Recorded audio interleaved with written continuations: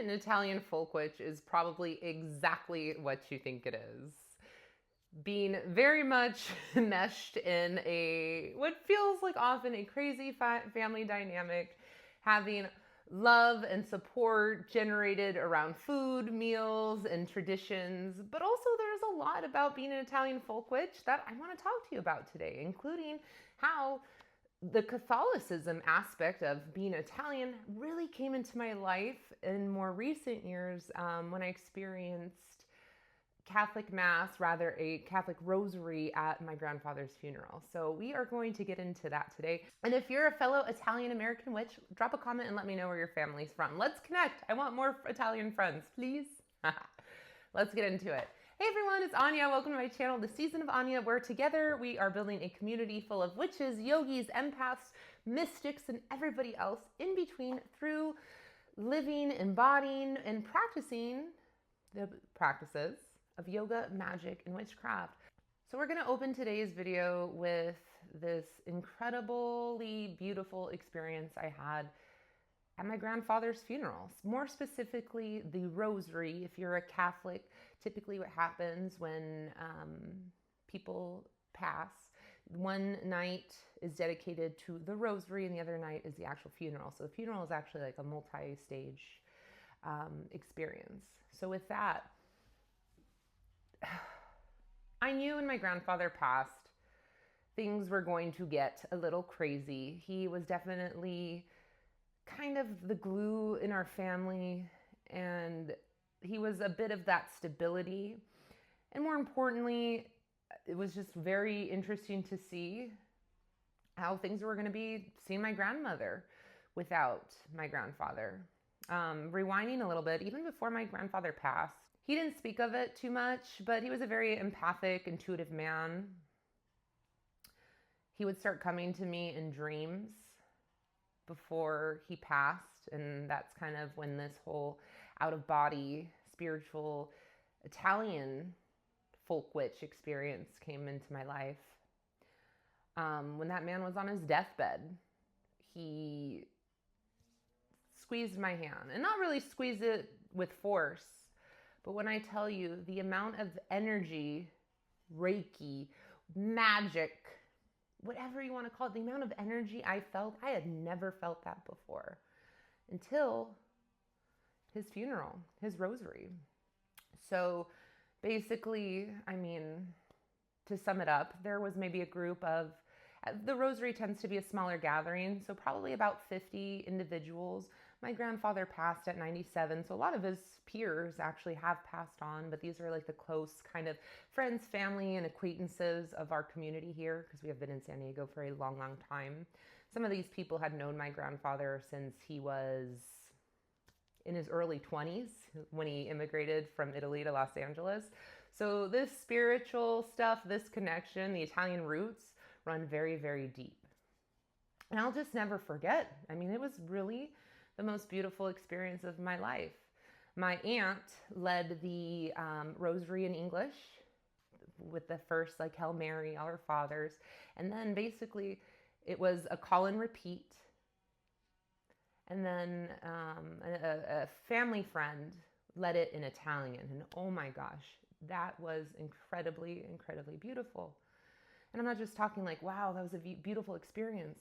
But for me as an energy worker, as somebody who's done Reiki, who's worked it, had like ritual and high magic, I mean, I could see that energy just swirling in the room. And that's when it was like, wait a minute, I need to get back to my Catholic roots. After being departed for them for a long time, and we'll get into that in the video, but the Rosary, wow. If you don't know where to start and you're Italian American and you've kind of drifted from your Catholicism, I'm going to recommend 10 out of 10, the Rosary. The Rosary is this beautiful journey of building energy, playing with cadence, playing with energy that just guides you on this journey of like, yo, life is feeling rough, life is feeling tough, life is feeling all these things. But that light worker, that light, powerful, go, angels, divine feminine, which we'll get into, divine masculine energy, all of that It's all bundled up into this beautiful, I mean, if you're really dedicated to it, like 20-minute experience. But the whole concept of Italian magic, whether it's from the Catholic tradition or the magic of simply being Italian, being connected to the cuore, being connected to your heart, to your soul, to family, and to the community, that's when that journey really started for me. Okay, now just for a little historical context, I want to read just a little passage for you about Italian folk magic in itself. Italian folk magic developed from a mixture of ancient Mediterranean spirituality, regional village traditions, and Catholic devotional practices. Before Italy became a unified country, each region had its own customs for healing, protection, spiritual guidance. People worked with herbs, prayers, saints, charms, and family traditions to support the well-being of their home and communities. For everyday people, there was rarely a strict line between religion and folk practice. Lighting candles to saints, reciting prayers for protection, or using traditional remedies could exist altogether with the same spiritual worldview. The word strega literally means witch in Italian, but if you know, you know, historically not used as a compliment. In fact, that is actually more of an accusatory term, and that is actually considered an insult. In fact, I have heard my own family members call, we'll just say other people and maybe even each other, witches, strega, to each other. I mean, that is, we're keeping it real on this channel, folks. But yeah, that's not a compliment. And so like me coming out even remotely as a witch to my very Catholic, Roman Catholic family, I haven't had the best of times, but somehow I'm like, look, this is bringing me closer to my heart. And this is for actually this own family's benefit. But that's a whole other story for another day, which I can get into if you need a little family hope there. However, today when people talk about Italian folk magic,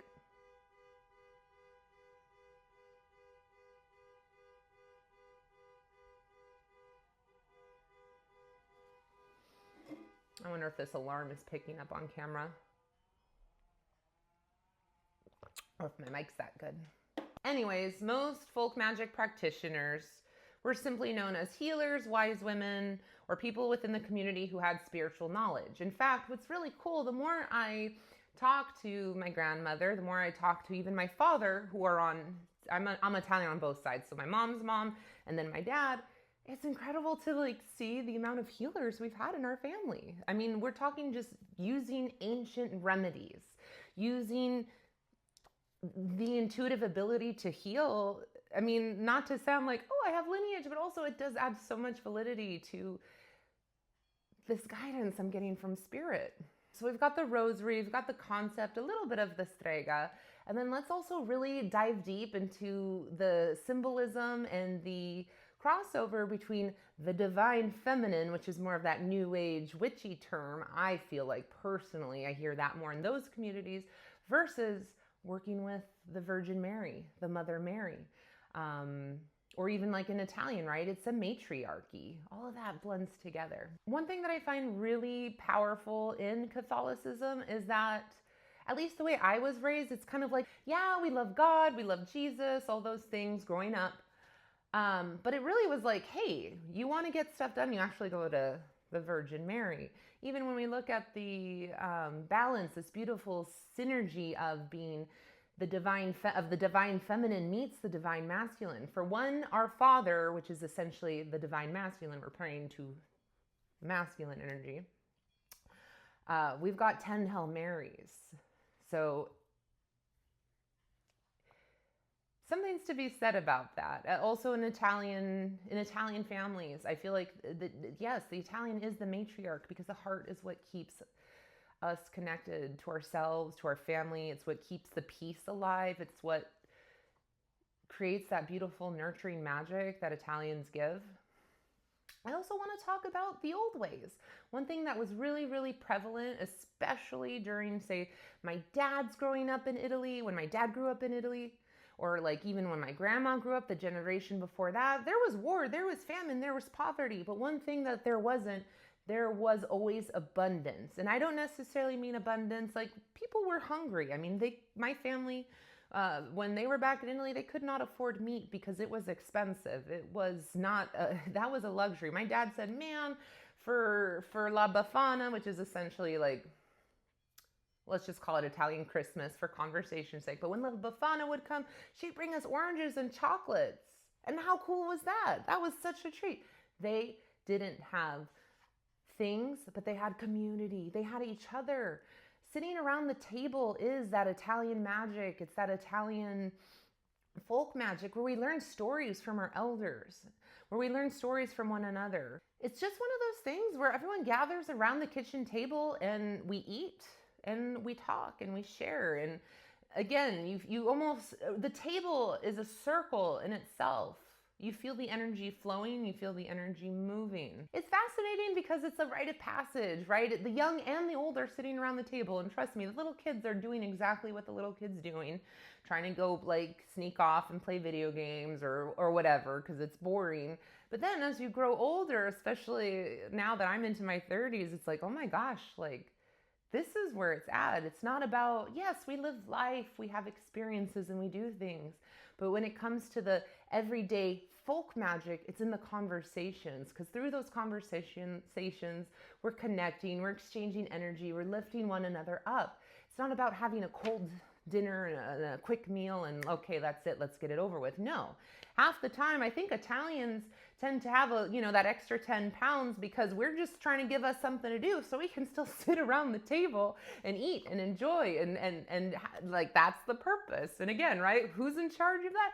The matriarch. We're serving the food. We're stirring the cauldron, right? Serving la pasta, la sugo. It's not gravy, by the way, to you East Coast witches. It is sauce. But that's exactly what I'm talking about. It's connection, it's community, it's talk therapy. One thing that I really like about being Italian that I don't necessarily feel that I've gotten through Catholicism, but being more of like a folk magic practitioner, or even let's just say an Italian Catholic, somebody with Italian Catholic roots, is like, yeah, let's say 90% of the conversation is bright and bubbly and cheery, right? That light magic. But also I find that Italians, we know how to hold space for the dark too. It's not just, oh yeah, everything's good, or we're just not going to talk about that. I mean, you can feel the energy shift when it needs to. You can feel that sense of you're not going through this alone. We're here for you. I mean, man, Italians know how to show up for one another. It's really a beautiful thing. I want to point out that in Catholicism, not necessarily, but in Italian Catholicism and in Italian folk magic, I'm going to keep saying it as such, but in the Italian way, the crone energy is so, so, so much more respected. Nowadays, we send our old folks to a nursing home and wash our hands off them because we got to live our life. It's my life. It's about me. It's about me. We're not really setting ourselves up for long-term success, are we, if we're really thinking about it? But I believe that love, that care that we have for our elders, and it doesn't necessarily have to be just the crone, but that love, that care we have for our elders is a beautiful thing. And it's something that I hope to emulate when the call is needed. And that's exactly it.